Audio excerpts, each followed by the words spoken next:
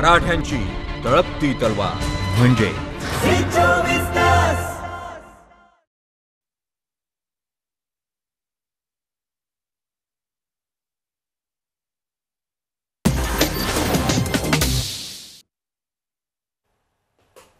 नमस्कार, मी सुवर्णा धानोरकर. हितगुजमध्ये आपल्या सगळ्यांचं स्वागत. हितगुजमध्ये आजचा आपला चर्चेचा विषय आहे कोविड-19चा हृदयरोगावर होणारा परिणाम. आणि या संदर्भात माहिती देण्यासाठी, मार्गदर्शन करण्यासाठी आपल्या स्टुडिओत आलेले आहेत या विषयातले तज्ञ डॉक्टर गौतम रेगे. आपण त्यांचं आधी स्वागत करूया. डॉक्टर, खूप खूप स्वागत तुमचं स्टुडिओमध्ये. थँक्यू. नमस्कार. नमस्कार.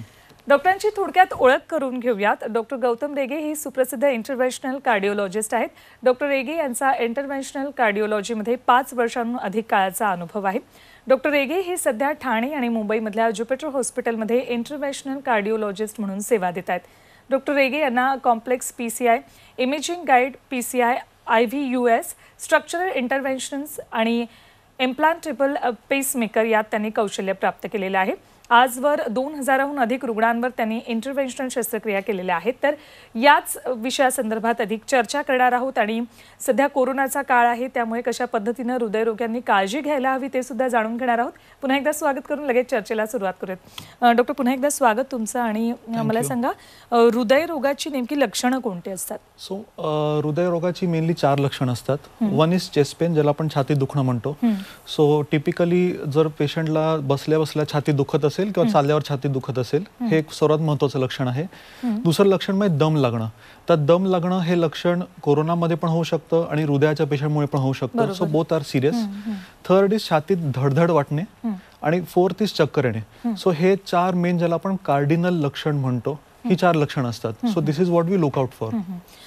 पण तणावामुळे हा आजार होतो का? हृदयविकार होऊ शकतो का जर तणाव असेल एखाद्या व्यक्तीला? सो ऍक्च्युली कसं आहे, आजकाल there is lot of stress, आणि स्ट्रेसमुळे म्हणजे some stress that our heart is not use to, त्याच्यामुळे सडनली इमोशनल किंवा फिजिकल स्ट्रेस हा जर झाला, then suddenly the heart decompensates आणि त्यामुळे अटॅक येण्याची पण शक्यता असते. सो येस, स्ट्रेसमुळे येऊ शकतो अटॅक.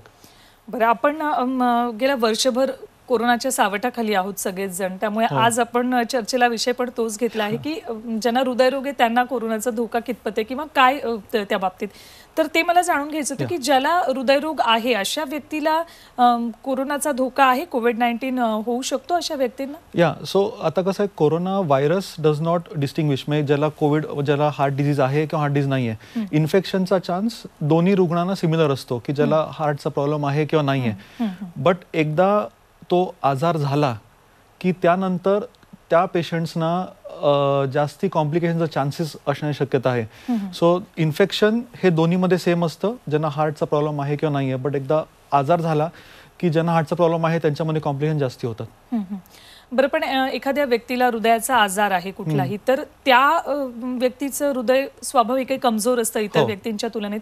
मग त्या व्यक्तीला कोरोनाची जास्त लक्षणं दिसतात, जास्त त्रास होतो, की मग एखादी निरोगी व्यक्ती असते त्या व्यक्तींना जास्त त्रास होतो? नेमकं काय दिसतं? सो त्याच्यासाठी I think we need to understand की कोरोना व्हायरस नेमकं होतो कसा. So the first thing is, corona virus हा इनहेलेशनल ट्रॅक, म्हणजे आपल्या तोंडातनं किंवा नाकातनं आत जातो. तिथून तो आत गेल्यावरती आपल्या लंग्स मध्ये इन्फेक्शन करतो. हे इन्फेक्शन केल्यानंतर त्याच्या इन्फेक्शनच्या विरुद्ध एक रोग प्रतिकारक शक्ती जशी आपली असते त्या प्रकारचा एक इन्फ्लमेटरी रिस्पॉन्स तयार होतो. सो ह्या इन्फ्लमेटरी रिस्पॉन्समुळे हृदयावरती परिणाम येतो, कारण ते इन्फ्लमेशन सगळीकडे होतं. सेकंडली, जो व्हायरस असतो तो इटसेल्फ हृदयाला परिणाम करू शकतो. सो त्याच्यामुळे ज्या पेशंटचा हृदय ऑलरेडी कमजोर आहे त्यांच्यावरती जर डायरेक्टली हृदयाचा परिणाम झाला तर तो अजून कमजोर होतो आणि त्याच्यामुळे ह्या पेशंट्समध्ये जास्ती कॉम्प्लिकेशन्स होतात. बऱ्याच पेशंट्स ज्यांचं हृदय शाबूत आहे किंवा बाकी ऑर्गन शाबूत आहेत त्यांचा हृदय is able to tolerate distress आणि म्हणून त्या हृदयाला जास्ती त्रास होत नाही. सो म्हणून इनिशियली आपले जे कन्सर्न्स होते की ज्या पेशंट्सचं वय जास्ती आहे किंवा ज्यांचा हृदय कमजोर आहे, ज्यांना अटॅक येऊन गेलाय, त्यांच्यामध्ये कॉम्प्लिकेशन चान्सेस जास्ती होतात. So we have to be little careful. थोडक्यात हृदयरोग असणाऱ्या व्यक्तींनी या काळात जास्त काळजी स्वतःची घ्यायला हवी. येस, दॅट इज ट्रू, काळजी घ्यायला हवी. पण म्हणजे ऑन अ साईड नोट दुसरं कसं झालंय की एकदम काळजी घ्यायला हवी म्हणून लोक स्वतःला त्यांच्या घरात कोंडून ठेवतात आणि दे आर नॉट एक्सरसाइजिंग किंवा ते ऍक्टिव्ह काही करत नाहीत. ह्याच्यामुळे काय झालंय की त्यांचं हृदय अजून कमजोर होऊ लागलाय की जो माणूस आतापर्यंत थोडा चालत होता तो आता अजिबात चालत नाही. आणि न चालल्यामुळे परत हृदयाला काही एक्सरसाइज नाही, त्याच्यामुळे हृदय कमजोर होतो आणि अटॅक येतो. सो वी हॅव नोटिस्ड की इन द लास्ट 6 मंथ्स हे स्पेशली कोविडचं झाल्यापासून की खूप पेशंट्स हे कोरोनाच्या लॉकडाऊनमुळे फक्त घरी बसल्यामुळे त्यांना आता नवीन डायबिटीज किंवा नवीन ब्लड प्रेशर चालू झालंय. So that is what it is. People with heart disease त्यांना प्रिकॉशन्स घ्यायला पाहिजेत, पण येट एकदम घरी पण नाही बसायला पाहिजे. बरं, ज्यांना कोरोनरी रक्तवाहिन्यांसंदर्भातलं जर काही आजार असेल तर मग अशा व्यक्तींना कोविड-19चा धोका असतो? हो. सो ज्यांना ऑलरेडी म्हणजे कोरोनरी जे आपण म्हणतो, कोरोनरी म्हणजे रक्ताची ब्लडची artery which is supplying the heart. So ही जर ब्लॉक्ड असेल त्याला आपण हार्ट अटॅक म्हणतो. सो त्या ब्लॉकेजमुळे रक्त जे हृदयाला पोचतं ते कमी पोचतं आणि कोविडमुळे ऑलरेडी कमी पोचतं बिकॉज लंग्स अफेक्ट होतात आणि ऑक्सिजन कमी असतं. सो त्या पेशंट्समध्ये कोरोनाचं सिव्हिरिटी होण्याचा चान्स जास्ती आहे. बरं, कोरोनामुळे जर एखाद्याला हृदयविकाराचा झटका आला किंवा हृदयरोगाचा कुठला त्रास झालाय असं कधी दिसतंय किंवा असं होऊ शकतं? होऊ शकतं. सो मेनली कोरोना आणि हार्ट असा जर आपण विषय घेतला तर त्याच्यामध्ये हृदयाचे 3 कॉम्प्लिकेशन्स आहेत. वन इज की हृदयाचा एक अटॅक येऊ शकतो. ज्या पेशंटना हृदयामध्ये ब्लॉकेज होतं पण कधी अटॅक नव्हता आला, त्या पेशंटमध्ये हृदयाचं ब्लॉकेज होऊ शकतं आणि अटॅक येऊ शकतो. दुसरी गोष्ट की ज्याला एरिथमिया म्हणतात. एरिथमिया म्हणजे हार्टचं एक नॉर्मल रिदम असतो, ते ठोके असतात. सो ते रिदम जर कमी झाला एकदम किंवा जास्ती झाला त्याला एरिथमिया म्हणतात. सो कोविड इन्फेक्शनमध्ये हे होण्याची शक्यता जास्ती असते. आणि तिसरी गोष्ट आहे की हृदय कमजोर होणं, ह्याला हार्ट फेलियर म्हणतात. सो हार्ट फेलियर हे कोरोना व्हायरसच्या इन्फेक्शनमुळे होण्याची शक्यता पण जास्ती असते. सो अटॅक, एरिथमिया आणि हार्ट फेलियर ह्या 3 गोष्टी कोरोना संबंधित हृदयात दिसतात. बरं, जे हृदयरोगी असतात त्यांना जर कोरोना झाला तर हृदयरोगाचा धोका जास्त असतो त्या व्यक्तीला, म्हणजे त्या व्यक्तीचा जर मृत्यू झाला तर तो हृदयरोगाने होण्याची शक्यता असते की कोरोनाने जास्त धोका असतो? हो. सो आता युजली कसं असतं की कोरोना व्हायरस ज्यांना होतो सो त्यांना मोस्टली रेस्पिरेटरी म्हणजे फुफ्फुसा संबंधित इन्फेक्शन होतं आणि फुफ्फुसा संबंधित कॉम्प्लिकेशन आणि मृत्यू होण्याची शक्यता जास्ती असते. बट सायमल्टेनियसली ज्यांना हृदय आजार आहे त्या हृदय आजारांच्या पेशंट्सना हृदयातला अफेक्ट झाल्यामुळे त्याचे कॉम्प्लिकेशन्समुळे ह्याला कॉन्ट्रीब्यूट करून मृत्यू शक्यता जास्ती होते. सो ओव्हरऑल कॉम्प्लिकेशन्स जास्ती होतात. But the main factor is की हृदय रोग हा कोरोनाच्या पेशंट्समध्ये एक 10 ते 20% होतो, वेरॅज बाकी मेजॉरिटी पेशंट्सना पल्मनरी म्हणजे फुफ्फुसा संबंधित आजार होतो. बरं, मगाशी तुम्ही म्हणालात की लॉकडाऊन काळामध्ये हृदयरोगी सुद्धा घरातच बसले, कोंडून घेतलं त्याने स्वतःला, त्यामुळे इतर आजार सुद्धा उद्भवले.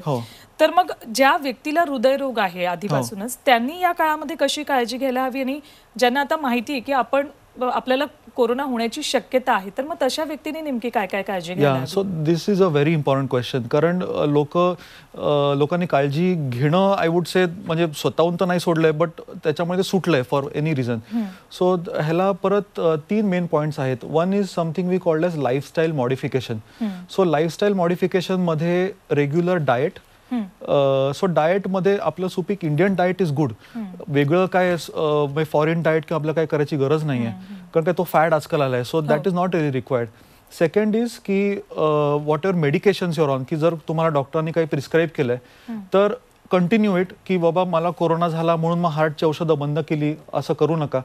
तिसरी गोष्ट आहे की exercise and meditation. So exercise आणि मेडिटेशनमध्ये काही कॉम्प्लिकेटेडची गरज नाही आहे, just walking is enough. So even if you wear a mask, तुम्ही मास्क घालून बाहेर गेलात, डिस्टन्स ठेवलं आणि वॉक केलं तर इट इज गुड इनफ. तुमच्या हार्टसाठी ते खूप चांगलं आहे. आठवड्यातनं 4 ते 5 दिवस एक 30 मिनिटासाठी चाललात तर दॅट विल वर्क ग्रेट. आणि हे सोडून मेडिटेशन किंवा योगा, तर ह्याच्यामध्ये एक शांत जागी एक 10 ते 20 मिनिटं फक्त ब्रीदिंगवरती फोकस करणं, हे घरच्या घरी करण्यासारखे मार्ग आहेत आणि this can easily be done. So I think it should be done by everyone. बरं, एखाद्या व्यक्तीला हृदयरोग आहे, आजार आहे काही, तर मग त्या व्यक्तीने हृदयविकाराचा झटका येऊ नये यासाठी म्हणून नेमकी कशा पद्धतीने स्वतःची काळजी घ्यायला? येस. सो आता the most important thing would be regular checkups. आणि आत्ताच्या काळात चेकअप्स हॅव बिकम डिफिकल्ट. आणि दुसरी गोष्ट त्यामुळे आम्ही काय बघतो की आता कोरोनाच्या काळात हॉस्पिटलला जायला नको कारण इन्फेक्शन लागू शकतं, पण त्याच्यामुळे the patient comes to us very late. So ती ही भीती खूप चांगली नाही. सो त्याच्यामुळे what we should do is regular checkups. There are teleconsultation checkups available, म्हणजे टेलिफोन मार्गे किंवा व्हिडिओ कॉल मार्गे आपण चेकअप करून घेऊ शकतो. दुसरी गोष्ट की physical checkups in a safe setting, की तुम्ही मास्क घालून सोशल डिस्टन्सिंग ठेवून जर गेलात तर the checkup would be safe. So regular checkup करणं, त्याच्यासाठी ज्या पेशंट्सना अटॅक येण्याची शक्यता आहे ह्या पेशंटसाठी स्क्रीनिंग टूल्स असतात, टेस्ट असतात, ह्या टेस्ट करून घेणं. सो ह्या टेस्ट करून जे हृदयाचे पेशंट्स आहेत ते सेफ राहू शकतात. सो चेकअप्स आणि test, that is the key. बरं, ज्या वेळेला रुग्ण तुमच्याकडे येतात तर त्यावेळेला जर त्यांची कोरोनरी एन्जिओग्राफी करायची असेल तर मग त्याआधी त्या प्रत्येकाची कोरोना टेस्ट करणं बंधनकारक असतं किंवा करायलाच हवी त्यांची टेस्ट? सो आयडियली हो. ह्याचं कारण असं आहे की तेच infection can spread to other patients, ते infections can spread to doctors आणि अदर स्टाफ. त्याच्यामुळे आपल्याला जो पेशंट इलेक्टिव्ह अँजिओग्राफी किंवा अँजिओप्लास्टी किंवा कुठल्याही प्रोसिजरसाठी येतो त्याच्यासाठी आपण हे इन्फेक्शनचं टेस्टिंग करतो. बट एक इमर्जन्सी सेटिंग जर असेल की ज्या पेशंटला हार्ट अटॅक आला आहे किंवा ज्या पेशंटला दुसरं काही इमर्जन्सी लागणार आहे, त्या पेशंटमध्ये we cannot wait for the COVID test. So त्यावेळेला we go for the procedure without waiting. आपण सरळ पेशंटला कॅथलॅबमध्ये घेतो आणि त्याचं प्रोसिजर करतो आणि वी अज्युम की पेशंटला कोविड असू शकतो आणि त्याप्रमाणे आपण सगळे प्रिकॉशन्स घेतो. म्हणजे लॅब क्लीन करणं किंवा पर्सनल प्रोटेक्टिव्ह इक्विपमेंट ज्याला PPE म्हणतात ते घालणं. सो हे घालून we treat as if the patient is positive आणि देन मग रिपोर्ट आल्यानंतर पुढची ट्रीटमेंट होते. बरं, पोस्ट एन्जिओप्लास्टी नेमकी कशा पद्धतीने त्या व्यक्तीने काळजी घ्यायला हवी, एक साधारण काळातही आणि आता ह्या कोरोना काळात सुद्धा कशी काळजी घ्यायला हवी? सो आता एक तर आपण जसं आता बोललो की पेशंटची टेस्ट युजली प्री होते की घ्यायच्या अगोदर टेस्ट झालेली असते. टेस्ट झाल्यानंतर सपोज त्याला कोविड निघालं नाही तर एक गट झाला. सो त्या गटमध्ये युजली मेजर अँजिओप्लास्टी कॉम्प्लिकेशन्स होण्याची शक्यता कमी असते. 2 ते 3% शक्यता असते अँजिओप्लास्टीमध्ये काही त्रास होण्याची. सो त्याच्यामध्ये युजली ज्या ठिकाणून आपण अँजिओप्लास्टी करतो, हातातनं किंवा पायातनं, तिथून काही ब्लिडिंग आहे का किंवा रेग्युलर अँजिओप्लास्टीच्या नंतर दिलेल्या गोळ्या घेणं आणि चेकअप करणं, that is for non corona patients. आणि ज्यांना कोविड झालाय त्यांच्यामध्ये डेफिनेटली थोडंसं रिस्क वाढतं, but still angioplasty is the safest option in a patient who has corona also. So त्याच्यामुळे रेग्युलर मेडिसिन घेणं, जराही दम वाटला किंवा छातीत दुखणं असं काही वाटलं तर इमिजिएटली तुमच्या डॉक्टरांशी संपर्क करणं, दॅट इज इम्पॉर्टंट. मगाशी तुम्ही बोलताना म्हणत होतात की Indian diet is good. Yes. तर त्या बाबतीत काय नेमकं आपले जे प्रेक्षक हा कार्यक्रम बघतायत आणि विशेषतः जे हृदयरोगी आहेत त्यांना नेमकं काय सांगाल तुम्ही? सो ऍक्च्युली कसं आहे की डाएट ही गोष्ट ही आपल्या इंडियन समाजामध्ये एकदम डीपली इनग्रेंड आहे की आपण हे करू शकतो, हे खाऊ नाही शकत आणि हे खायला पाहिजे, ते खायला पाहिजे. सो आता ज्या स्टडीज झाल्या आहेत त्यांच्या हिशोबाने majority of the Indian diet हे हृदयासाठी सेफ असतं. सो अनलेस तुम्ही एकदम डीप फ्राईड काय बाहेरचं किंवा काय खाताय तर हे सोडलं तर घरी बसल्या मोस्ट गोष्टी ज्या घरी बनतात त्या हृदयाच्या पेशंटसाठी चांगल्या आहेत. ज्यांचा हृदय कमजोर असतो त्यांच्यासाठी आपण कधी कधी पाणी कमी घेणं किंवा मीठ कमी घेणं हे ॲडवाईस करतो. सो हे तुमच्या डॉक्टरांशी क्लोज असोसिएशनमध्ये राहून तो डाएट प्लॅन घेणं, तो फॉलो करणं. दुसरी गोष्ट की तुम्हाला घरी बसल्या जर दम वाटला किंवा छातीत दुखणं वाटलं किंवा तुम्हाला कोविड झाला आहे आणि तुम्हाला होम आयसोलेशन करायला सांगितलंय पण घरी बसल्या असल्या तुम्हाला छातीत दुखायला लागलंय किंवा तुम्हाला दम लागतोय, then you should contact your doctor immediately. So ह्या 2 मेन गोष्टी आहेत. बरं, अनेकदा असं होतं म्हणजे वर्षभरात आमच्याही कानावर अशा काही घटना आल्या आहेत की एखादा हृदयरोगी आहे, होम आयसोलेशन मध्ये आहे आणि एकटा असला की माणसाच्या मनात जास्त निगेटिव्हिटी येते. मग अशा वेळेला सुद्धा त्यांना असं वाटतं की आपल्याला छातीत दुखतंय. मग अशा वेळेला मग त्यांनी नेमकं काय करायला हवं? हो, सो अशा वेळेला actually teleconsultation I would recommend is the best thing. कारण तुम्ही घरी बसल्या यू कॅन कन्सल्ट समवन. आजकाल घरी येऊन पण लोक ECGs करतात. सो तो ECG करून जर ECG नॉर्मल असेल देन युअर रेस्ट अश्युअर्ड. दुसरी गोष्ट की युजली आजकाल जरा सॅच्युरेशन प्रोब ज्याला म्हणतात, ज्याच्यामुळे ऑक्सिजनचं प्रमाण कळतं आपल्याला. सो होम आयसोलेशन ज्यांना आहे आणि जे हा प्रोब घेऊ शकतात सो ते ऑक्सिजनचं त्यांचं सॅच्युरेशन घरी बसल्या मॉनिटर करू शकतात. सो ते जर चांगलं असेल तर you can probably continue treatment at home in consultation with तुमचा जो डॉक्टर आहे तो. आणि त्यांच्या संबंधित मग जर ह्या संबंधित जर काही त्रास झाला, कोणाला काही वाटलं तर मग then you can approach the nearby hospital. काय करू शकतो त्याच्यासाठी. बरं, आपल्याला याविषयी आणखी चर्चा करायची पण ब्रेकची वेळ झाली. एक छोटासा ब्रेक घेतो. ब्रेक नंतर ही चर्चा अशी सुरू होईल. कुठे जाऊ नका, पाहत राहा हितगुज. ब्रेकनंतर हितगुजमध्ये आपल्या सगळ्यांचं पुन्हा एकदा स्वागत. आपल्यासोबत डॉक्टर गौतम रेगे आहेत. पुन्हा आपण चर्चा करूयात. डॉक्टर, हृदयरोगी आणि कोरोना ह्याविषयी आपण आज चर्चा करतोय. तर कोरोनाच्या रुग्णांसाठी डाएट सांगितला जातो त्यांच्या डॉक्टर्सकडून, हृदयरोग्यांसाठीचा वेगळा डाएट असतो. तर मग ह्या दोन्ही गोष्टी फॉलो करताना कधी कधी त्यांना प्रेशर सुद्धा येत असेल की कसं हे सगळं करायचं, तर तशा सगळ्या पेशंट्सना काय सांगाल आज? येस, सो कसं होतं की as far as diet is concern, तुम्हाला एकदा डाएट प्लॅन मिळाला की खूप पेशंट्स हे सडनली त्यांचा डाएट चेंज करून जर एकदम सपोज नॉनव्हेज डाएटवर असतील तर सडनली ते एक व्हेज डाएटवर जायचा प्रयत्न करतात आणि then that doesn't work. So आपल्याला one step at a time आणि एका वेळेला एक पाऊल उचलून हळूहळू त्या डाएटकडे जायचं आहे. आणि आय वुड ॲडवाइज की इन ॲडिशन टू डाएट बाकी योगा, मेडिटेशन आणि एक्सरसाइजेस सायमल्टेनियसली जर चालू केलं तर आपल्याला त्याचे बेनिफिट्स लगेच दिसायला लागतात. सो आणि दिस इज अ गुड टाइम, कारण आता जर आपण नाही केलं आणि ह्या लॉकडाऊनमुळे जे लोक एस्पेशली IT सेक्टरचे जे घरी बसले, जे स्ट्रेस्ड आहेत आणि त्यांच्यामध्ये हार्ट डिझीज आणि हार्ट अटॅक होण्याची शक्यता खूप जास्त आहे, कारण तसे पेशंट्स येत आहेत. सो त्या लोकांसाठी आणि वयस्कर लोकांसाठी स्पेशली ॲप्लिकेबल आहे की एक्सरसाइज करणं, घर बसल्या एक्सरसाइज करणं आणि डाएट फॉलो करणं. सध्याची लाईफस्टाईल खूप बदलली आणि या वर्षभरात तर त्याच्यात खूपच जास्त बदल आलाय. व्यायाम हा प्रकार फारसा राहिलेला नाहीये कुणाच्याच आयुष्यात. तर मग जे हृदयरोगी आहेत त्यांनी घरबसल्या कशा पद्धतीने व्यायाम करायला हवा जर त्यांना घरातनं बाहेर जाता येत नसेल? येस, सो घर बसल्या युजली जर तुम्ही घरामध्ये चालत असाल, आणि चालणं म्हणजे लोकांच्या मनात असतं की आरामशीर टंगळमंगळ करत चालणं, तसंही नाही. That does not help. लोकांना वाटतं मी केला व्यायाम आता, पण तसं नसतं. It has to be a brisk walk, म्हणजे जरा फास्ट चालणं असलं पाहिजे. आणि ते चालणं तुम्ही घरातही करू शकता, तुमच्या टेरेसवर करू शकता, तुमच्या अंगणात करू शकता किंवा रोडवर करू शकता, मास्क घालून. आणि त्यांनी इन्फेक्शन होण्याची शक्यता इज एक्स्ट्रीमली लो. सो त्यामुळे जो बेनिफिट तुम्हाला मिळणार आहे फ्रॉम वॉकिंग, आणि वॉकिंग हा सिम्पल व्यायाम आहे, त्याला काही इन्व्हेस्टमेंट लागत नाही, त्याला काही वेगळा खर्च लागत नाही. सो वॉकिंग एक 20, 25 किंवा 30 मिनटं हे खूप सेफ आहे आणि त्यांनी तुमचं ओव्हरऑल ब्लड प्रेशर कंट्रोल होतं, शुगर कमी होते आणि हार्टच्या प्रॉब्लेम्स आपण कंट्रोल होतो. सो हे बेनिफिट्स खूप रिसर्चमध्ये आलेले आहेत आणि आय थिंक आपल्या सगळ्यांना ते करायला पाहिजे. व्हॅक्सिन आली आहे आता. 50 वर्षाच्या पुढच्या व्यक्तींना, हृदयरोगींना आणि डायबिटिक जे पेशंट्स आहेत त्यांना सगळ्यांना पण दिली जाणार आहे व्हॅक्सिन.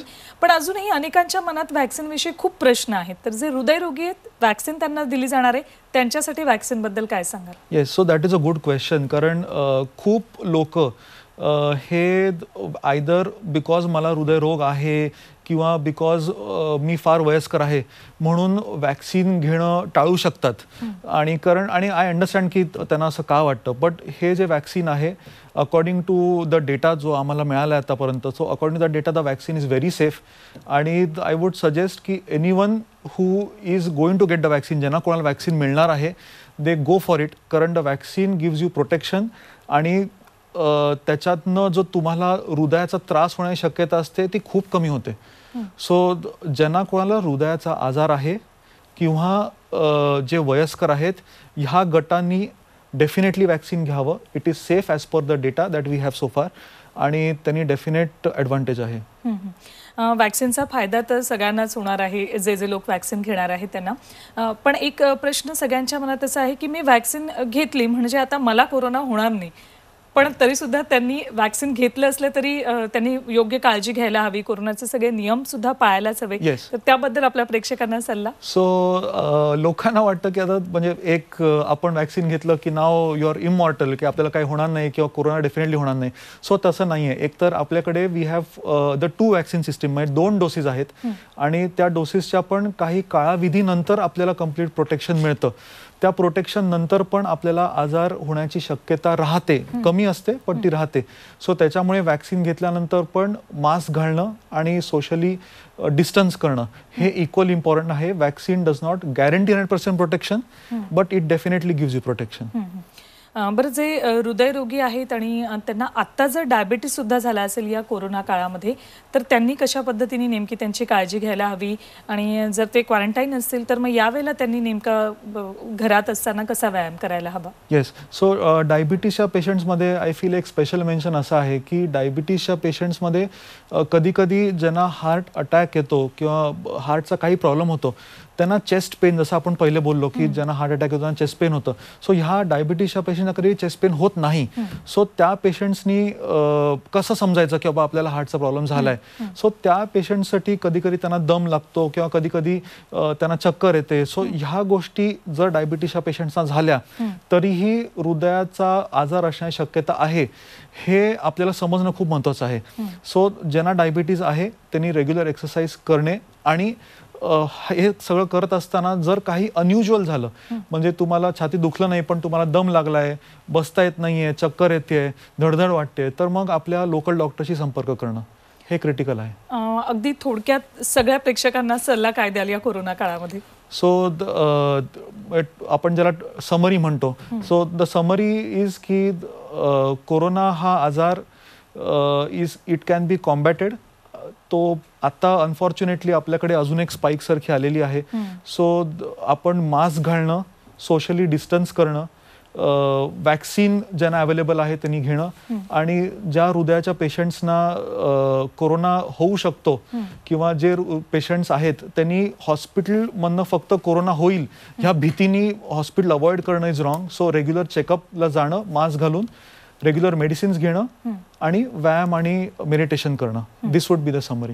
डॉक्टर, तुम्ही आज इथे आलात आणि हृदयरोग्यांनी कोरोना काळामध्ये कशी काळजी घ्यायला हवी ते सांगितलं, त्याबद्दल खूप खूप धन्यवाद. थँक्यू. यानंतर हितगुजमध्ये इथेच संपतोय. ताज्या बातम्यांसाठी पाहत रहा झी24 तास. रहा एक पाऊल पुढे.